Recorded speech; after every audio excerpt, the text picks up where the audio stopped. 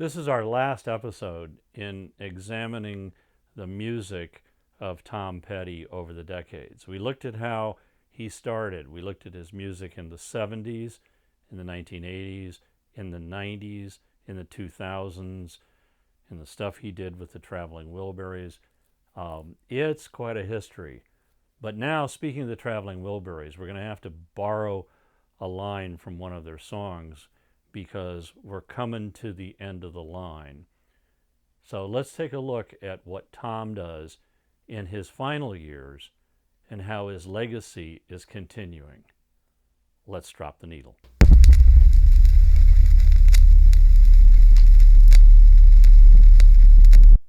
Tom starts this decade by releasing an album called Mojo, and it is the first album that he's done with the Heartbreakers in 8 years.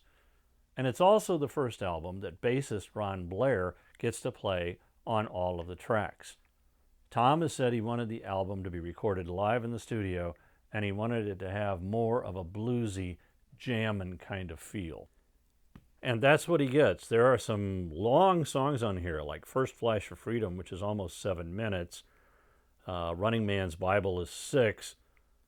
The Trip to Pirates Cove is 5. And then the others clock in around 3 or 4.5 minutes. Let Yourself Go is good. Lover's Touch, High in the Morning. The critical reaction to this album was quite mixed. One critic said, wait a minute, these are the Heartbreakers. Where's the hooks and the choruses that we've come to expect? While another one said it's one of the band's best efforts and just bristles with R&B energy. And yet a third critic says this is a band that stumbles into that trap of making music to impress other musicians. Nonetheless, the public liked it. The album hits 38 in the UK and 2 in the US. And the band goes out on a world tour to support it.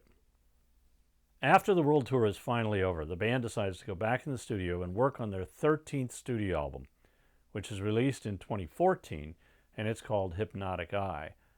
And the musical style on this album goes all the way back and reflects the style of their first 2 albums. The first single is American Dream Plan B. It's followed up by Red River, You Get Me High, and then Forgotten Man and Fault Line. All of them are great songs. The album soars to number 1, top of the charts, making it the only Tom Petty album with the Heartbreakers or as a solo artist to make it to number 1. In 2015, Sirius Radio decides to launch a channel featuring Tom Petty, and it's called Tom Petty Radio. And I find that it's a radio station that I'm still listening today as I'm driving around town. If you haven't had a chance to check it out, you really should. It's a lot of fun. In 2016, Mudcrutch releases their second and what will be their final album. I like Trailer, Dreams of Flying, Beautiful Blue, Welcome to Hell, and Victim of Circumstance. It reaches number 10 in the US, and so Tom and Mudcrutch go out in May and June to support the album on a tour. And then just 3 months after the Mudcrutch tour, Tom and the Heartbreakers decide to do a 40th anniversary celebration tour. The tour starts April the 20th in Oklahoma City and ends September the 25th at the Hollywood Bowl. I almost went to that show at the Hollywood Bowl, but then I decided, no, I guess I'll catch them the next time round. Now, as it turns out, that show that night at the Hollywood Bowl that I did not go to was the last time that Tom Petty and the Heartbreakers ever performed live. Just 6 days after that concert at the Hollywood Bowl, Tom's wife found him unresponsive and not breathing. And he was rushed to the hospital. He had had a heart attack, apparently, and he was resuscitated. But he slipped into a coma. And the next day in the hospital, Tom Petty died. The medical examiner said that Tom Petty died of an accidental overdose of a number of different drugs. Now, his wife and his daughter said that he had a lot of prescription pain medicine because Tom was in a great deal of pain, including having a fractured hip. And in fact, he was in so much pain that there was talk of not doing the 40th celebration anniversary tour until he could get feeling better. But Tom was adamant that the show must go on, and so it did. And so his wife and his daughter think that he was in so much pain that that's how he accidentally overdosed. After Tom's death, his legacy has been kept alive. There have been 7 albums released so far, and the first one was called An American Treasure. It came out in 2018. It's a compilation album featuring rare and unreleased songs and obscure album tracks. In 2019, the next year, we get The Best of Everything, which is a greatest hits album. And then in 2020, we get Wildflowers and All the Rest, including demos, live tracks, and 14 previously unreleased tracks.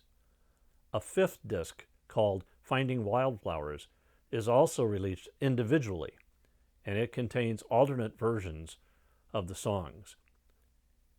Angel Dream, Songs and Music from the motion picture She's the One, comes out in 2001.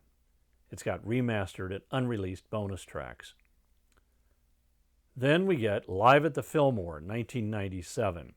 This chronicles the band's 20-concert residency at the Fillmore, gigs that Tom say were his favorite. And I gotta say, that is a great live album. Tom and the Heartbreakers are having so much fun with the audience. It's just infectious. It's a great, great listen. This is followed by Long After Dark, the deluxe edition, featuring 12 new and previously unreleased songs.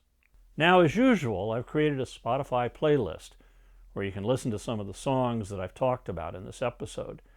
And here's the link, and I'll also put it in the comments below. So the music of Tom Petty continues to amaze us. And if you want to know more about Tom Petty, I recommend a terrific documentary. The movie is called Running Down a Dream. And not only has it got great performances from Petty and the Heartbreakers, but also incredible interviews from Tom and the members of the band, Denny Cordell, management. It really gives you the great history of Tom Petty. It's fun to watch, and it's actually a movie that I keep going back to. I've watched it now many times, so I highly recommend it. Well, that brings us to the end of the Tom Petty journey. He was absolutely an amazing musician, a terrific performer, and a great, great songwriter. And he's sorely missed. But of course, his music lives on. After Tom's death, all the remaining members of the Heartbreakers continue to make music. Mike Campbell on guitar briefly joined Fleetwood Mac and toured with them. Then he went back to his pet project, the band The Dirty Knobs. He's released 2 albums, Reckless Abandon and External Combustion. Benmont Tench is in demand as a session musician. He played with Bob Dylan on the Rough and Rowdy Ways. And he's released 2 solo albums, You Should Be So Lucky and The Melancholy Season. After leaving the Heartbreakers, Stan Lynch got into music production work and session playing, and has now formed a new band called Speaker Wars. When Ron Blair left the Heartbreakers in 1982, he bought a swimwear shop before returning to the band in 2002. After Tom's death, he's also in demand as a session player, playing with Stevie Nicks, and he occasionally sits in with Mike Campbell's The Dirty Knobs. Scott Thurston keeps busy as a session player. He's played for Bonnie Raitt and Jackson Browne. And Steve Ferrone has always been called the New Guy, so he now hosts a radio show on Tom Petty Radio called New Guy, and he also is a session drummer. He's appeared with Ziggy Marley and John Mayer. So thank you, Tom Petty, from the bottom of my heart, and thank you all for watching. And until next time, keep a rockin'. If you liked this episode, hit the like button, and you can also leave me a comment down below, and I'll respond to you. If you subscribe, we'll let you know when future episodes come out.